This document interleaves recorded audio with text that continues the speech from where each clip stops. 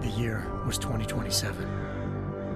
Advances in biotechnology were helping people improve their physical and mental abilities to an amazing degree. Provided, of course, they had enough money.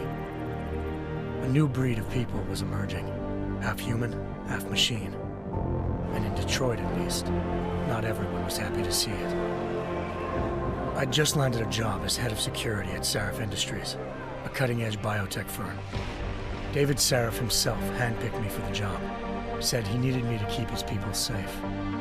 My ex, Megan Reed, was one of them. Brilliant neuroscientist, Megan had found a way to make augmentation safe and affordable for everyone. All she had to do was present her research to Congress.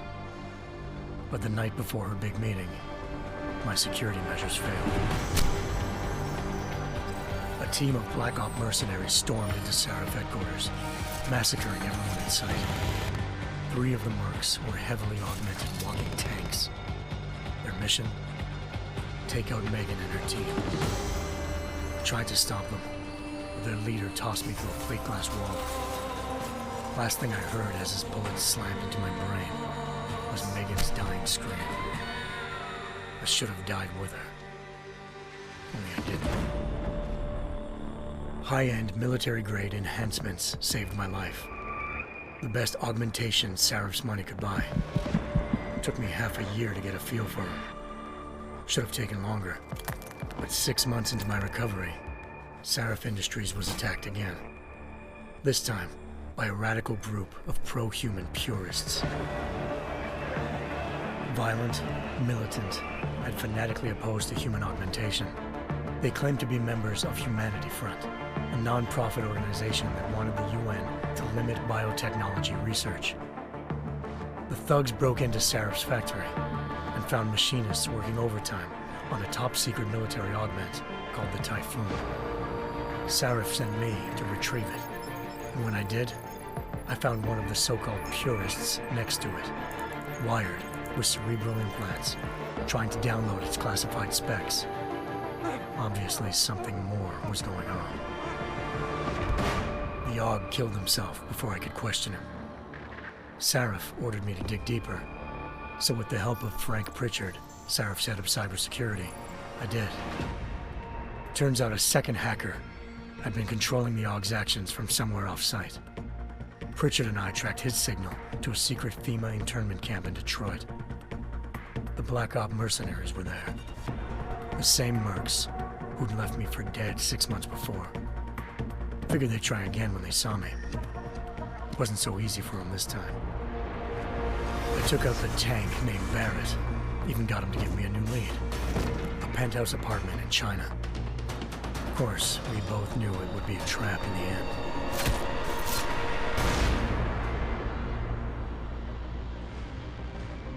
Hengsha Island, China.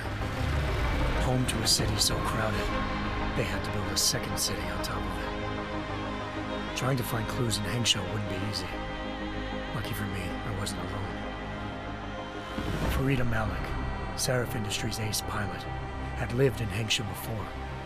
A good person to have on your side. She knew enough about the place to get me around. Malik dropped me in the lower city, close to the penthouse Barrett had told me about. Bell Tower Associates, a private security firm under contract to the Chinese government, had agents tossing the suite when I arrived. Just not for the reason I'd been expecting. Turns out the man who lived there was a criminal hacker named Van Bruggen. The same hacker who'd been remotely controlling the Aug in Sarif's factory. Van Bruggen's panicked decision to force the man to commit suicide had been a mistake. Now his mercenary partners were gunning for him, and I needed to find him before they did.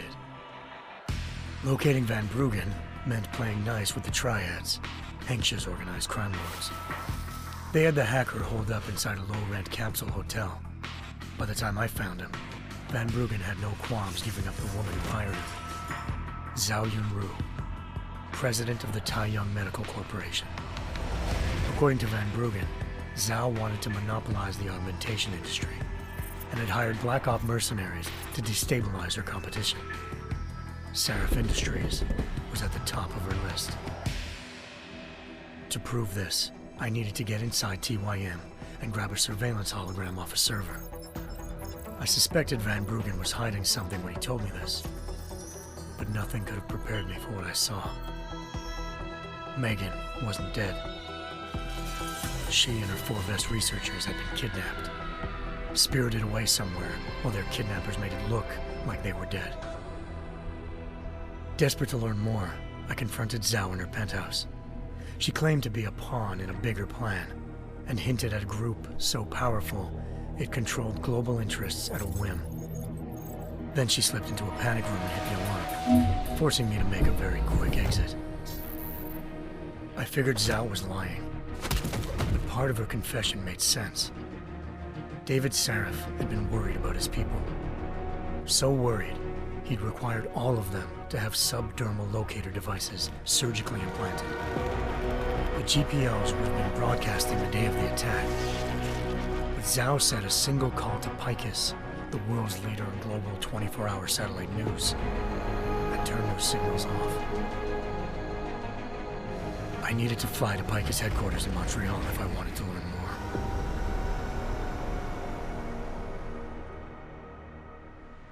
Eliza Cassan, Picus Communications' First Lady of News. Malik thought I was reaching when I told her Eliza was involved in this. The world's most famous news anchor, working with a mercenary hit squad. But when I confronted Cassan in her office, she freely admitted to jamming Detroit's satellites the night Megan's team had been taken. Said she's just been following her commands. I suspected she wanted to say more. But Black Op mercenaries showed up looking to shut us both down. And just like that, the Eliza I'd been talking to disappeared. The Mercs were led by an augmented killer I'd crossed paths with twice before, Fedorova, a woman who'd made silence her best friend.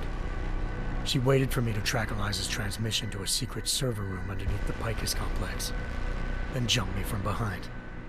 A deadly fight ensued. I made sure she never moved silently again. With Fedorova down, and no one left to keep Eliza quiet, she reappeared. Turns out Picus's First Lady of News wasn't a lady at all. She was a sophisticated AI program, engineered to monitor data streams and control what people believed. Eliza told me the Mercs had brought in a Humanity Front doctor named Isaiah Sandoval to remove the scientist's implanted tracking devices while Detroit's satellites were down. She also told me to speak to David Seraph if I wanted to learn more. By the time Malik and I got back to Detroit, tensions between normal and augmented citizens had reached a flashpoint. Riots were breaking out in several cities, and the UN was being urged to intervene. Seraph was trying hard to convince Hugh Darrow, the inventor turned philanthropist who'd once been a leading proponent of enhancement technologies, to help stop a possible regulatory vote. Seraph had a lot riding on Darrow. Megan's discovery would have given millions of people the chance to evolve beyond their normal human abilities, and at the same time catapulted Seraph Industries to the top of the Fortune 500. According to Seraph, Megan's kidnappers knew this, and didn't want people evolving unless they controlled how it was done. He called his enemies Illuminati, and urged me to keep searching. Determined to do so, I tracked down Sandoval via America's most outspoken augmentation opponent, Bill Taggart, Sandoval's boss and founder of Humanity Front. Sandoval admitted to operating on Megan's team when I confronted him, but said he hadn't removed their GPLs. He'd merely switched them to a different frequency. Pritchard was able to trace one of the signals to China. Malik and I immediately took off in pursuit. Unfortunately, the Illuminati were one step ahead.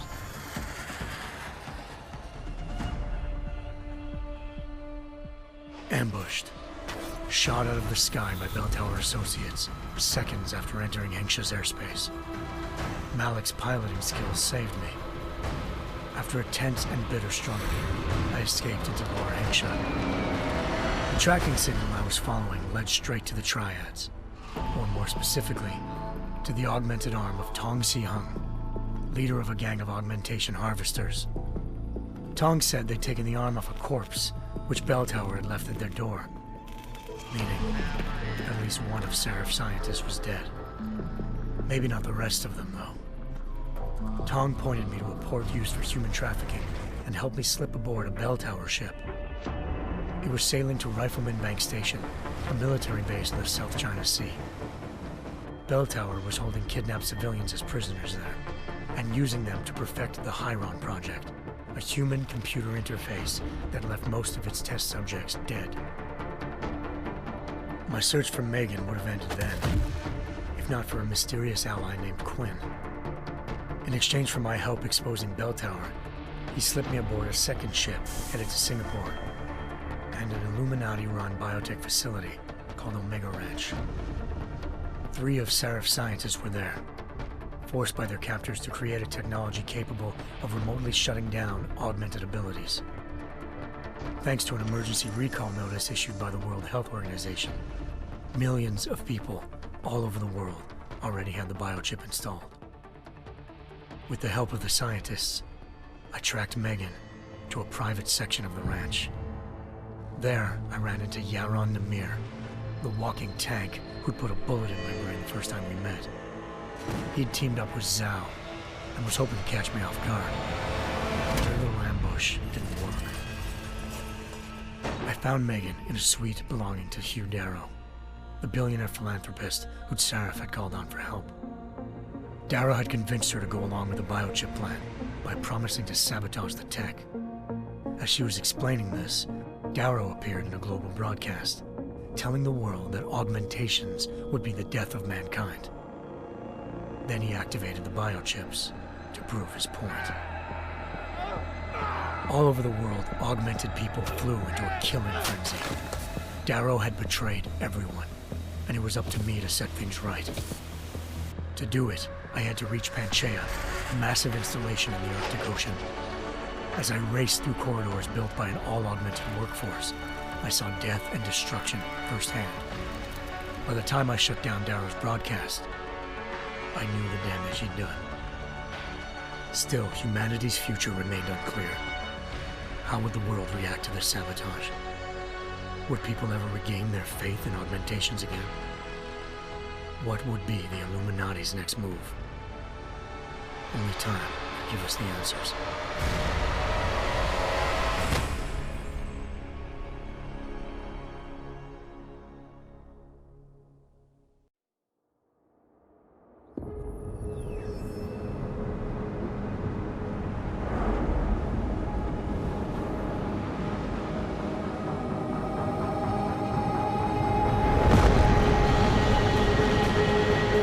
I once thought I could save the world.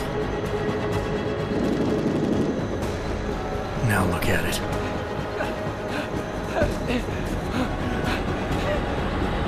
In yet another augmented terror attack, 251 passengers aboard Sister Airlines Flight 451 were killed when an augmented passenger broke into the plane's cockpit and ruthlessly butchered its flight crew.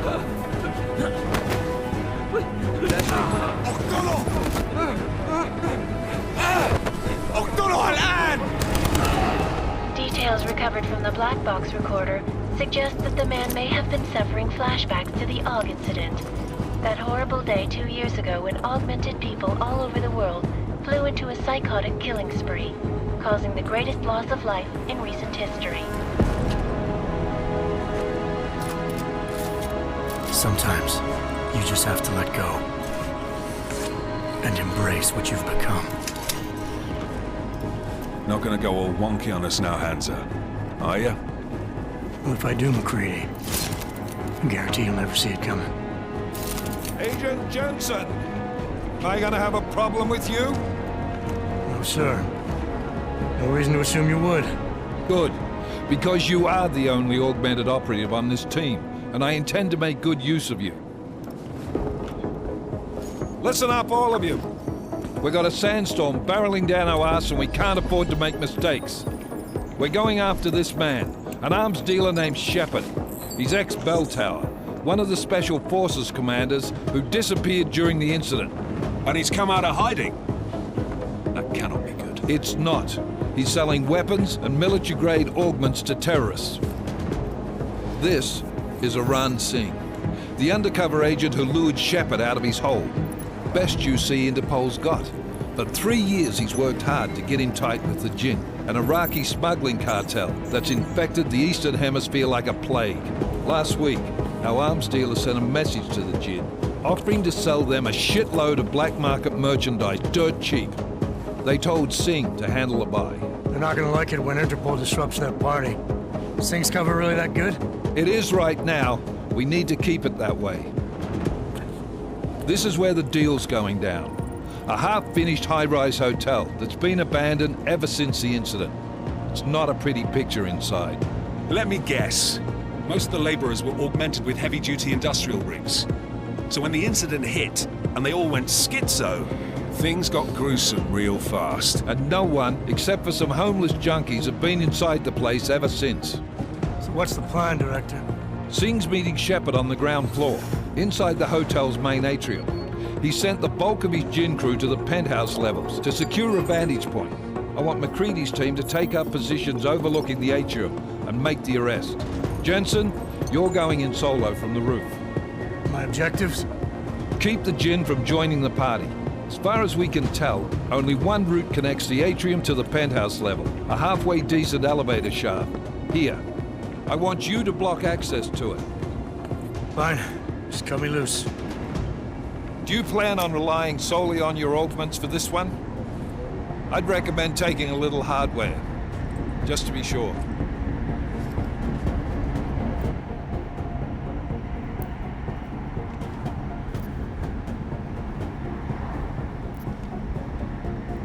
I'm not leaving my 6 exposed. Give me something lethal. Your call, but Singh's undercover in all this. So watch your fucking sights. What about range? There's lots of wide spaces and high ceilings in there, but a number of tight and constrained rooms too. So it's a crapshoot, really.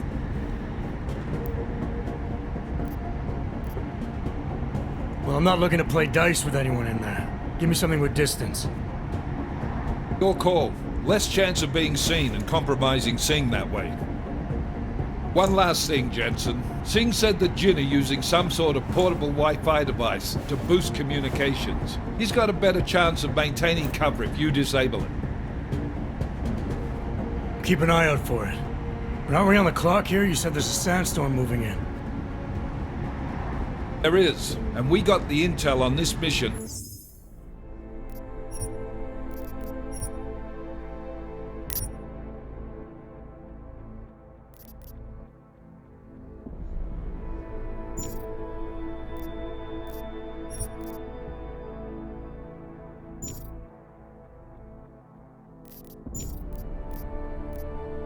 At the very last minute, so we're scrambling a little. If it comes to it, your #1 priority is keeping the Jinn out of that atrium. Copy that. Time to put away your happy thoughts, gentlemen. We're approaching the target building. You're up first, Jensen. Let's do this. Task Force Actual. This is Knife Leader. Engage Hush drives and descend to Angels 1-5.